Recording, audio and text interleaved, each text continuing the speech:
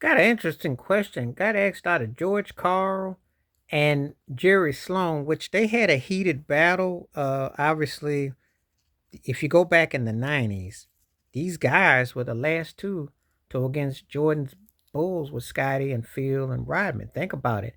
96 Sonics, 97, 98 Jazz. So which coach got the most out of their dynamic duo? And you see similarities, George Karl, Jerry Sloan. Now, it's a great question. Great question.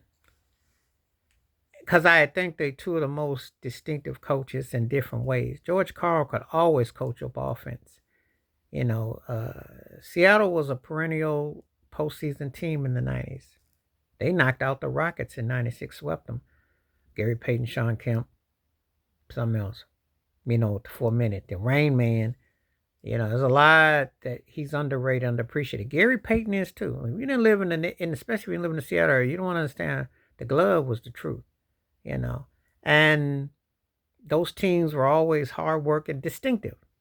But they were also kind of like Rudy T's Rockets minus winning rings, but they were winning a lot of games, scoring a lot.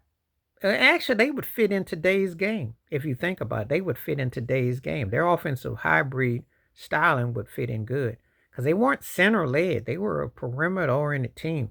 A lot of people don't remember that. Now that '94 shocker with Dikembe Mutombo, rest in peace, on the ground with the ball. Oh, I remember that because a lot of people there were sick how they lost that first round. That '64 win. That Sonic team was something else too. They had teams that did quite well. They were always kind of this one finals appearance considering because they were in the Western Conference, lost to Phoenix in 7 games in '93. People forget those Sonic teams were a threat. Gary and Sean were they just didn't finish all the time. But George Karl, they were always they were battle ready. They were definitely a handful. Now, Jerry Sloan, one of the greatest coaches ever, defensive minded, always know how to put duos together because remember, they had some turkeys thinking Deron Williams and Carlos Boozer were the new Stockton and Malone. That was hilarious. But he never had the right center in Utah because Ostertag just didn't cut it. They tried to get Ronnie Cycler in '98. He wasn't coming to Utah. I do believe had Ronnie Cycler agreed to come, they may have beaten the Bulls. I think they were missing that one piece. But I knew Oster and Greg Foster were not it. And Shaq just about decimated Ostertag's career with that slap. But Stockton and Malone, the bread and butter, the pick and roll, along with Hornacek, they were fundamental. They were like one of the most fundamental teams I've ever seen, textbook. And Jerry Sloan's defense and attention to details, interesting contrast. So the question is, who got the most out of that duo? Who left the lasting impression? Well, George Karl had a great run, and what he did, of course, it's going to be Sloan because Stockton, to me, was a better point guard than Gary Payton. Fundamentally, Stockton was one of those guys that, quiet as is kept, he probably could have still played another 5 years when he retired. Fundamental. And Karl Malone, one of the greatest power forwards ever, kept on adding to his game, his repertoire. I think Sloan actually, from an offense perspective, got more engaged and got more going.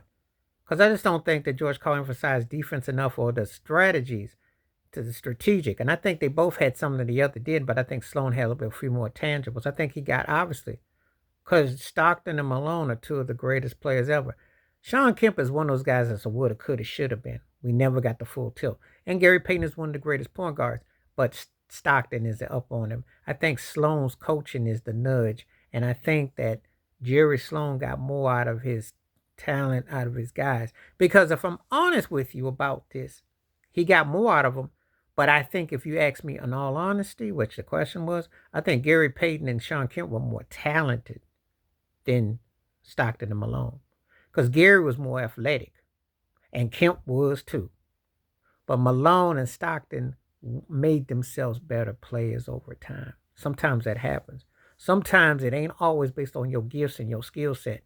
Because you see a lot of guys who are freaks of nature, but they don't never put the work in to get better, enhance it. So that's my take.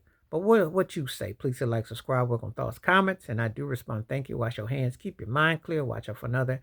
Please do subscribe. And also hit that membership because when you do questions like this, I do answer. Stay safe, stay blessed, stay real, stay woke. Stay free. I'm out one time. And this is a good reminder because they were the last two teams and the sets of duos and coaches to go against Jordan and Pippen and Rodman and them in the finals. So this is a good one. I'm out.